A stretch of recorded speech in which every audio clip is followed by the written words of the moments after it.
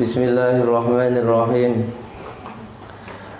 Qala al-muallif rahimahullahu ta'ala wa nafa'ana bihi wa bi ulumihi wa bi asrarihi wa bi anwarihi fid dharain amin.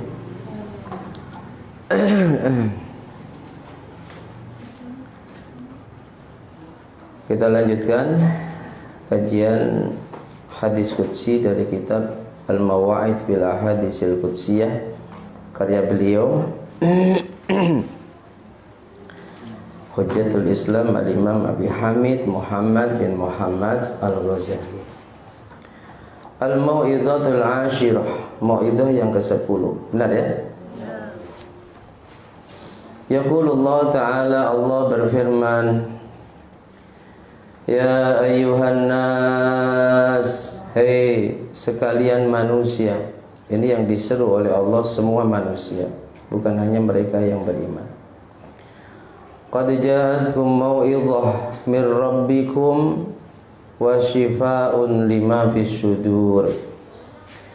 Sungguh benar-benar telah datang pada kalian mau'izah, nasihat dari Tuhan kalian.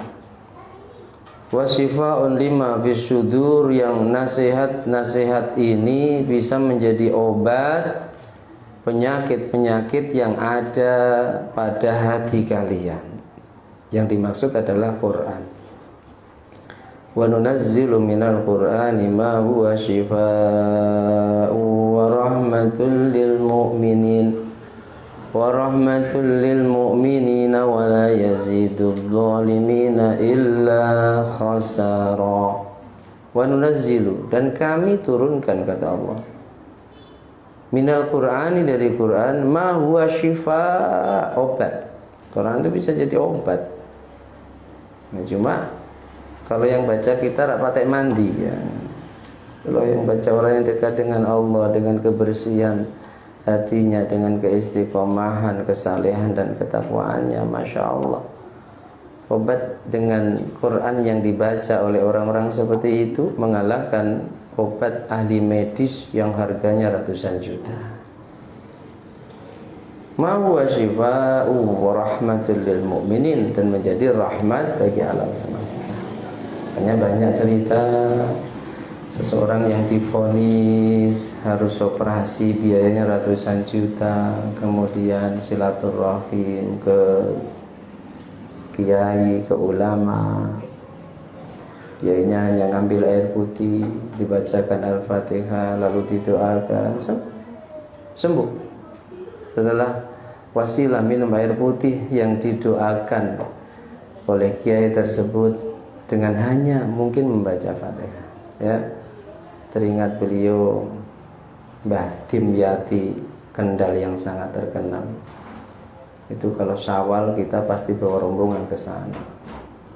Dari sekian tamu menyampaikan hajat mereka masing-masing, doanya itu Fatihah.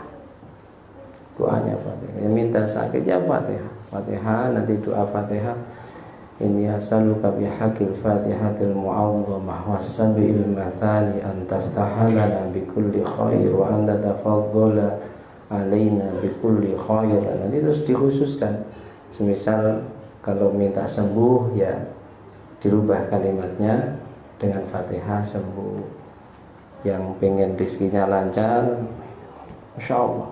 Dan ribuan itu antri minta doa.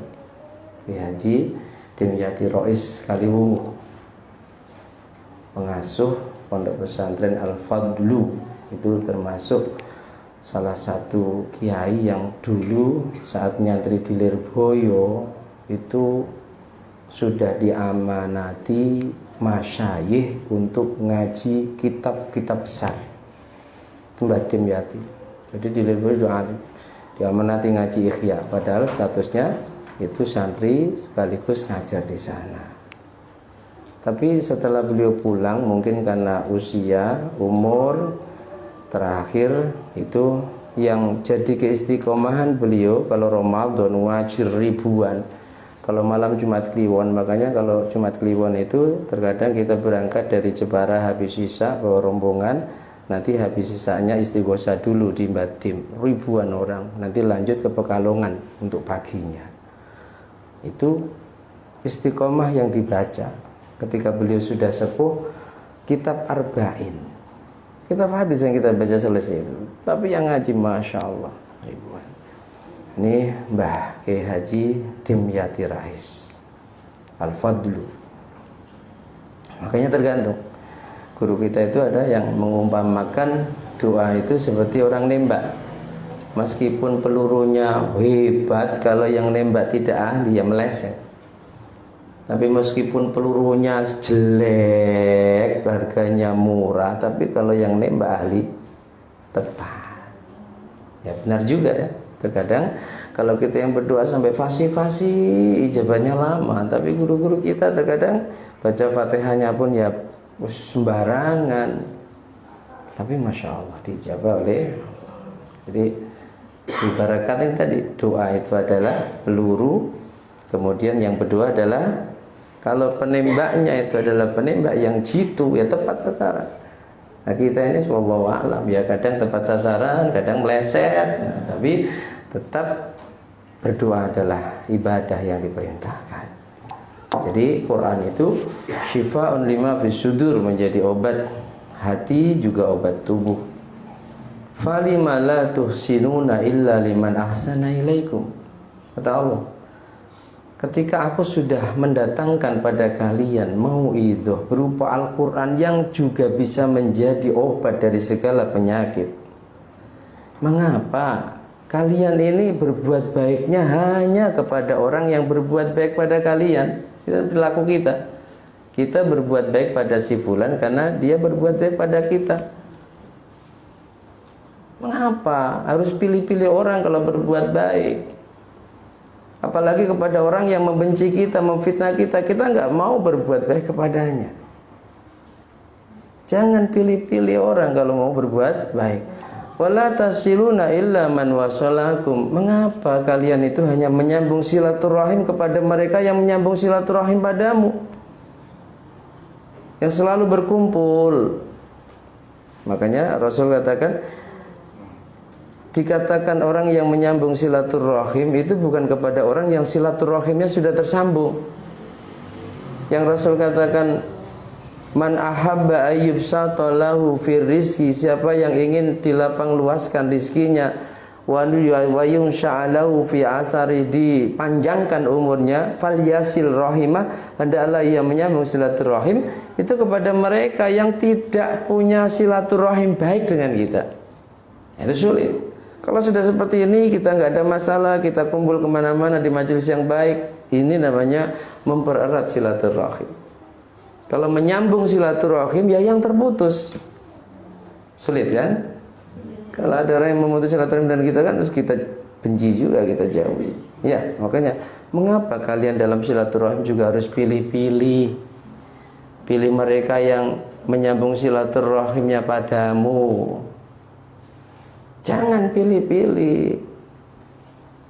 Kalau perlu yang memutuskan silaturahim padamu, sambung, pererat silaturahimmu padanya. Wala tukallimuna illa man kallamakum. Mengapa kalian kalau bicara juga pilih-pilih orang? Ngobrol pilih-pilih orang. Kalau enggak selevel enggak, kalau enggak teman semajelis kita enggak, ngapain? Siapapun tegur, siapapun ajak bicara. Karena ada orang yang tipenya seperti itu, yang dia mau bicara kalau dengan kelompoknya saja. Ya, ini diingatkan oleh Allah, jangan seperti itu. Wala tutimuna illa man adamakum. Mengapa kalian kalau ngasih makan pilih-pilih orang? Pilih-pilih, oh dulu aku pernah ditolong itu, sekarang kita balas. Tapi kepada mereka yang kita nggak kenal dan kita tahu bahwa dia nggak bisa makan dan kita mampu untuk membantunya agar bisa makan, kenapa tidak kalian kasih makan? Ngapain seperti itu? Jangan pilih-pilih. Wala tukrimuna illa man akramakum. Dan mengapa kalian tidak memuliakan orang kecuali orang yang memuliakan kalian? Ini kan Masya Allah perilaku kita, keseharian kita, kebiasaan buruk kita. Kita hanya memuliakan kepada mereka yang memuliakan kita. Yang tidak memuliakan kita, Apalagi yang membenci dan menghina kita, kita nggak mau memuliakannya. Allah tegur kita lewat hadis ini. Jangan pilih-pilih seperti itu. Nah, ini teori. Belum tentu yang bicara ini bisa. Tapi kan peringatan keras buat kita. Berharap bisa mengamalkan. Walaysa li ahadin ala ahadin fadlun. Tidak ada seseorang itu lebih utama dari yang lain. Sama. Yang membedakan kemuliaannya hanya pada takwanya, bukan pada ilmunya, bukan pada nasabnya, bukan. Meskipun nasab orang yang mulia, tapi mohon maaf dia tidak bertakwa kepada Allah, tetap tidak bisa dikatakan orang yang mulia di sisi Allah. Inna akramakum indallahi atqakum. Itu nas yang tidak bisa dibantah, bahwa sungguh yang paling mulia di sisi Allah bukan mereka yang punya nasab mulia, bukan mereka yang punya ilmu banyak, bukan mereka yang punya jamaah jutaan, bukan mereka yang punya follower ratusan ribu, bukan. Tapi indallahi atqakum, mereka yang paling bertakwa. Takwa itu apa? Yang dilarang Allah nggak dilakukan. Andaikan karena manusia Allah kasih nafsu, itu nggak ditampakkan. Yang diperintahkan Allah dikerjakan. Wa inna Allah la yanzuru ila ajsamikum ila suwarikum walakin yanzuru ila qulubikum. Allah tak memandang penampilanmu, memandang zahirmu, tapi yang Allah pandang adalah takwamu. At-taqwa hahuna, kata Rasulullah. Takwa itu di hati. Apa yang kita tambahkan terkadang nggak sesuai dengan hati kita. Ini kita. Ya, jadi tak ada yang lebih utama. Yang paling mulia adalah mereka yang paling bertakwa. Nah, terkadang mohon maaf, terkadang karena kecintaan kepada seseorang yang tidak didasari dengan ilmu, fanatik, buta, ini tidak dipakai. Kaidah dasar ini tidak dipakai. Makanya benar kata para ulama, wa ainur ridha an kulli aibin kalilah kama ainus sukhti tubdil masawi. Ainur ridha, pandangan orang yang cinta, angkulli aibin kalilah, bisa menutupi semua kekurangan, cacat, keburukan yang ada pada diri orang yang dicintai. Hitam ya, meskipun hitam kan manis. Ya, alah wong hitam gitu kok disenangi. Ya hitam kan manis daripada putih tapi nggak manis. Pokoknya dibela. Kalau tahu kekasihnya dijelek-jelekan, marah dia. Ditampakkan, kekasihmu begini loh, begini loh, begini loh, dia kurang baik. Ainur ridho, pandangan orang yang ridho, yang cinta, itu bisa menutupi kulli aibin, keburukan, kekurangan, cacat orang yang dicintai. Kama ainus sukhti, seperti pandangan orang yang tidak suka, pandangan orang yang benci, pandangan orang yang marah. Tubdil masawi, menampakkan kesalahan yang tidak tampak. Kalau nggak ada dicari-cari. Aku benci dengan si fulan, padahal nggak ada kesalahan. Tubdil masawi, ini pandangan orang yang benci. Kalau cinta sudah melekat, tai kucing malahan katanya. Rasa ini ainur ridho, pandangan orang yang cinta seperti itu. Benar kata Jamal Mirdad. Jamal Mirdad ya. Jamal Mirdad itu pondok pesantren di Jepara yang terbesar dan tua itu Darussalam. Nah, itu masih kakeknya Jamal Mirdad itu. Alekoman itu malah satu kecamatan. Jadi ketika ada kasus sampai jadi artis itu, Kiai Misbahul Munir ayahnya itu punya karangan Alekomang ya. Nah, itu sampai mondok lagi sebab mikir anaknya yang seperti itu hafalan Qur'annya hilang, mondok lagi. Itu Alekomang. Tetangga saya satu kecamatan dekat, ayah itu dekat sekali dengan ayah saya. Artinya apa? Orang Jepara banyak yang jadi artis ya. Itu tetangga saya, Alekomang, Jamal Mirdad, itu anak-anak kiai itu. Sampai sana ya. Artinya apa? Jangan kecintaan kita yang tanpa dasar ilmu itu akhirnya kita tergolong orang yang fanatik buta, yang itu dalam Islam dilarang. Innamal mu'minuna alladzina amanu billahi wa rasulih. Sungguh orang-orang yang beriman adalah orang-orang yang beriman kepada Allah dan Rasulnya. Alladzina yuhsinuna ila man asa ilahim, dan mereka itu selalu berbuat baik bukan hanya kepada orang yang berbuat baik padanya, tapi man asa ilahim, kepada orang yang berbuat buruk padanya. Ini sulit.